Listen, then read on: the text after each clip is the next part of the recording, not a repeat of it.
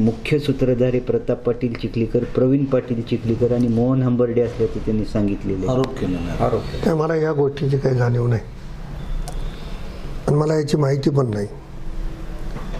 मला काल जीवन घोगरेच्या मुलाचा फोन आला की अशी अशी घटना झाली आणि मी मुलाला सांगितलं की मी लगेच पोलीस अधीक्षकांना बोलू आणि चौकशी करायला सांगू. त्याच्यामुळं मला या प्रकरणाचा काही संबंध नाही, मला ही प्रकरण माहीत पण नाही. त्याच्यामुळं विनाकारण कोणी नाव घेत असेल तर त्याला अर्थ उरणार नाही.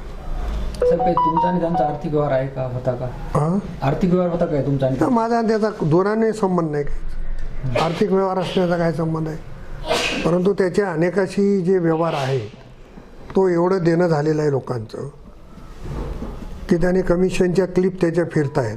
त्याच्यामुळं त्या सगळ्या गोष्टीतून काही घडलं असेल तर ती माहिती घेऊ.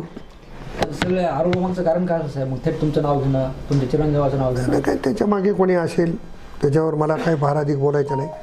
तपासाअंती सत्य सगळं उजेडामध्ये येईल.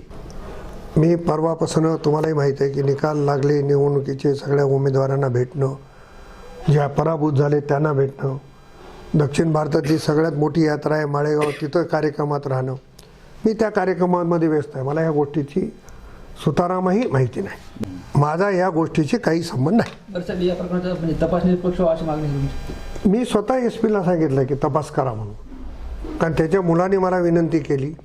दिग्विजय नाव आहे त्याच्या मुलाचं, त्यांनी फोन केला मला आणि मी स्वतः पोलीस अधीक्षकांना सांगितलं की आपण या प्रकरणाची चौकशी करा.